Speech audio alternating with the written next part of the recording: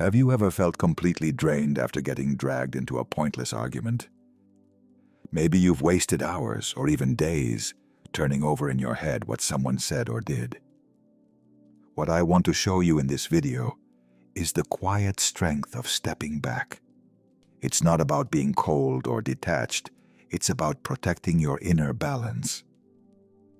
Together, we'll walk through timeless Buddhist wisdom and down-to-earth strategies that will help you stop reacting automatically, choose wisely where to invest your energy, and free yourself from the constant hunger for approval. If you long to stay grounded while everything around you feels chaotic, this message has the power to reshape the way you approach life. Think about what happens when you snap back without thinking. A misplaced word, a sarcastic tone, or a glance you interpret as disrespectful. Suddenly it feels like a switch flips inside you, and before you know it, you're ready to fight back. But in that moment, you've unknowingly surrendered control. When you react on impulse, you're letting someone else decide not just how you behave, but how you feel. Imagine walking calmly down a road, and someone tosses a stone at you. If you stop to throw it back, you've already lost something precious, your time and your peace. That's exactly what happens every time we dive into petty disputes. We drain energy that could have been used to grow, to create, or to nourish ourselves. Buddhist teachings remind us that true power isn't about striking harder or winning the last word. It's about refusing to get pulled onto a battlefield that isn't yours. This doesn't mean being weak. It means consciously choosing where to place your attention. That choice is emotional intelligence in action. It's self-respect. Start by pausing. Take a slow breath.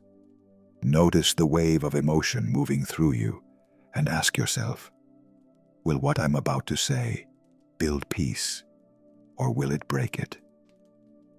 Often, the strongest answer you can give is silence. Over time, not falling into these traps becomes natural, and with it comes a liberating strength, the strength of not being ruled by someone else's provocations. Our mind, however, loves to latch on. When someone wounds us with words or actions, the event itself often isn't the real problem. It's what our mind does with it afterward.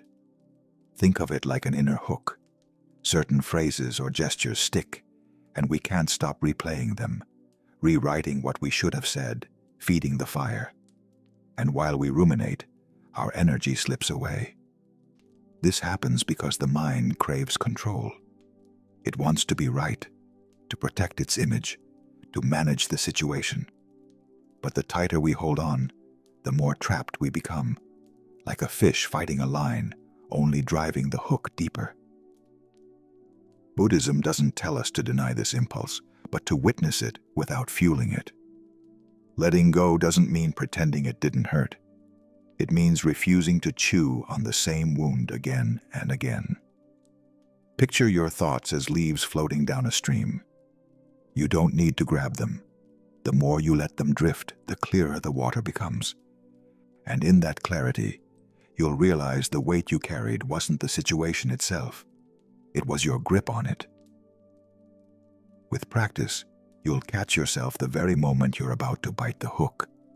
And instead of clenching tighter, you'll open your hand and release it.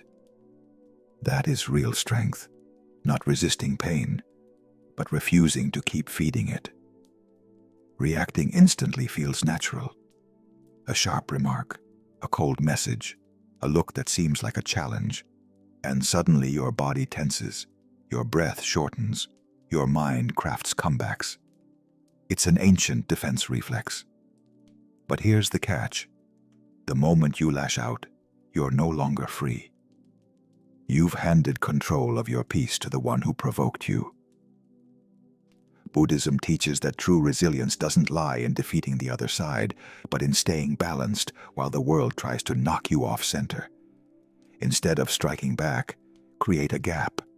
Breathe. Listen to your body, to the tightness in your chest, to the rhythm of your breathing. It's in that small pause that clarity reappears. You're not suppressing emotions. You're seeing them without being carried away. And when you can hold that inner space, you'll notice that many of the things you once wanted to react to simply don't deserve your energy. In that moment, you escape the trap entirely, keeping something far more valuable than winning an argument: your inner peace. But there's another invisible weight we carry: constant comparison. Even when we're not fighting openly, our mind is busy measuring. Who's right? Who's wrong? Am I winning or losing? Living like this is exhausting.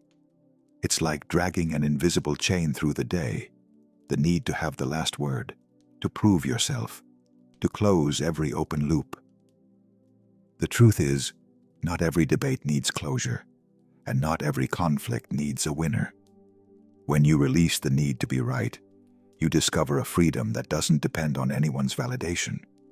You realize that many battles aren't even yours. They're echoes of old wounds, of fears, of pride, afraid of being hurt. Peace doesn't come from convincing the world, but from finding an anchor inside yourself so steady that no outside opinion can shake it. And here's the irony: the less you argue and compare, the more others will respect you. Not because you overpowered them, but because you no longer need to. One of the greatest gifts you can give yourself is the ability to not get caught by every word, every glance, every passing reaction. Imagine walking through a crowded market. You could stop at every stall, bargain over every price, reply to every shout. Or you could stay focused on your path, moving forward without being dragged into every distraction. To get hooked means handing over the keys of your inner peace to someone else. A careless remark can poison your whole day. A passing judgment can make you question yourself, but only because, without noticing, you allowed others to decide how you should feel. Now picture yourself like a deeply rooted tree. Winds may blow, rain may fall, the sun may burn, yet you remain steady. Not because you are cold or indifferent, but because you have understood that not every gust of wind deserves to shake you. True strength is not found in winning every argument, but in realizing you are not obliged to join the fight. Each time you choose silence instead of reaction, you are not losing. You are protecting your energy, guarding your mind from useless erosion. With time, you'll see that life becomes much lighter once you stop carrying the words and intentions of others. And in that space, you free. You make room for silence, clarity, and connections that are born not from the need to be right, but from the desire to understand. Having a steady mind does not mean turning into stone, cold and distant. It means learning to stay centered while life throws its inevitable storms. It's like holding a lake within you. People, events, and surprises may toss stones into it, but you train yourself to let the waters clear again quickly, instead of remaining disturbed for days. This strength is built through daily practice.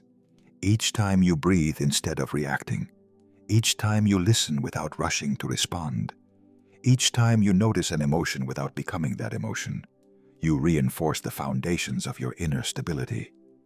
The true problem is never the storm outside, but the cracks within that allow the storm to seep in. That's why awareness is so essential. It is like sealing those cracks, strengthening the walls, so that no insult, no rejection, no opinion can collapse your peace. Cultivating an unshakable mind takes patience, practice, and compassion toward yourself. You cannot expect to always stay calm, but you can learn to return to calm more quickly. It is an art refined day after day until it becomes who you are. And when your mind no longer reacts to every shock, something remarkable happens. Life stops feeling like an endless battle and begins to reveal itself as what it truly is: a flowing stream of experiences, some joyful, some painful, all temporary. And you, at the center, finally have the freedom to choose how to live each moment. When you have built this calm and stable ground within, you stop seeing people and situations the same way. What once pierced you now slides off. Harsh words don't sink in. Impulsive actions of others no longer carry you away. It's as though you've laid strong foundations and built a house that does not shake with the first wind. From this strength, you begin to choose with whom and how you share your energy. You no longer feel compelled to answer every message, justify every decision, or stay in relationships that drain you. You learn to tell when a bond nourishes you and when it only weighs you down. And above all, you stop confusing habit with love or guilt with responsibility. Even your conversations shift. You no longer try to convince others to see the world as you do. You allow them their truth without needing to fight for yours. And ironically, it is this openness that often draws people closer. Transforming relationships doesn't mean cutting everyone out. It means nurturing those that help you grow and letting go of those that hold you back. It is an act of self-care and of respect for others. Because when you are at peace inside, you no longer use people as outlets for your frustrations. And when you stop reacting, you create space for more honest, deeper, and gentler connections. The next step is even more profound: living without masks. For most of our lives, we play roles to be accepted. The perfect son or daughter, the partner who never disappoints, the colleague who always says yes. These masks can become so natural that we forget who we are beneath them. Real freedom begins when you stop measuring your worth by the gaze of others. You no longer bend yourself to avoid disapproval. You learn to say no without guilt, to ask for what you need without feeling selfish, to show your vulnerability without fearing it makes you weak. Authenticity becomes your filter. It pushes away those who only wanted to use you and draws in those who value your truth. Yes, some people will leave, but that is not a loss. It is space made available for truer connections. Being yourself doesn't mean being rigid. It means aligning your words and actions with your values. It means not smiling when you don't feel like it, not saying yes when your heart says no, not staying silent when your soul is urging you to speak. Living mask-free also means stopping the act you play for yourself. How often do we tell ourselves stories to justify choices that actually hurt us? How often do we pretend everything is fine when deep down we know it isn't? Removing the mask in front of the mirror is the first step to removing it in front of the world. And once you do, other people's judgments lose their power. You realize they will always project, criticize, and talk, but you are no longer there to absorb it. You live lighter, more present, more true. And in that truth, you find a peace no external approval could ever give you. To cultivate a peace that no one can take from you. Once you have chosen to live without masks, the next step is to protect what you've discovered, your inner stillness.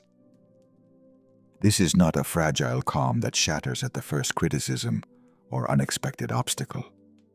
It is a peace rooted deep within, untouchable unless you allow it to be disturbed. Cultivating it means no longer reacting to every ripple on the surface of life. Some days, the sea will be smooth, others turbulent. But you are the ocean itself. not just its waves. When this truth sinks in, external storms no longer intimidate you. One of the most powerful ways to guard this peace is through conscious detachment. This isn't coldness or indifference, but the wisdom of choosing where your energy belongs. You don't need to attend every argument you're invited to, nor carry every burden that's handed to you. Detachment means saying, I can recognize your emotion, but I don't have to make it mine. Even a few minutes of meditation a day becomes like tending a private garden. Each breath plants a seed of calm. Each moment of silence waters the roots. The more you care for this space, the harder it becomes for anyone to invade it. In time, you'll realize that peace does not mean the absence of problems, but the ability to remain centered within them. It is the freedom of not being dragged where you don't want to go. And when you walk through the world with this quiet strength, your presence itself becomes a light for those searching for the same stability.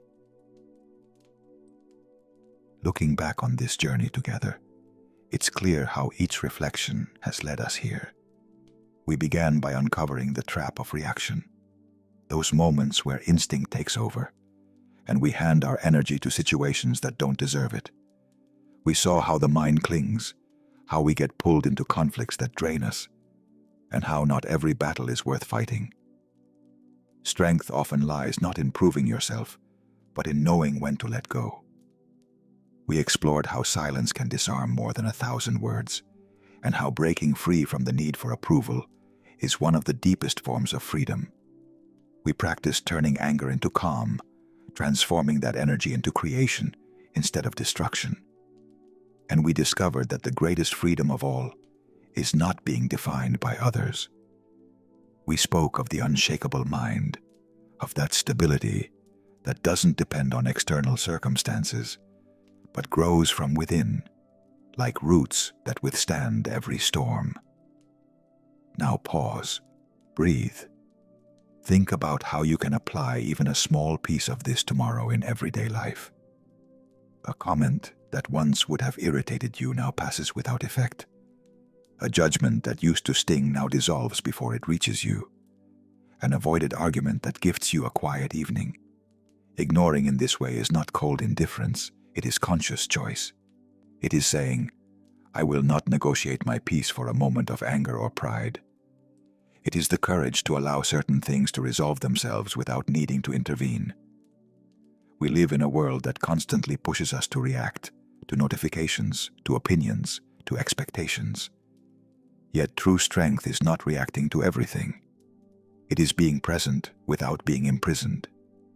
It is realizing your life is too precious to waste on what holds no value. Thank you for walking this path with me. If even just one sentence brought you clarity or peace, share it with someone who might need it. And don't forget to write it in the comments. I'm curious to know what resonated with you.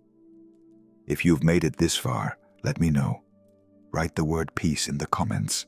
I'll read them one by one. See you in the next video.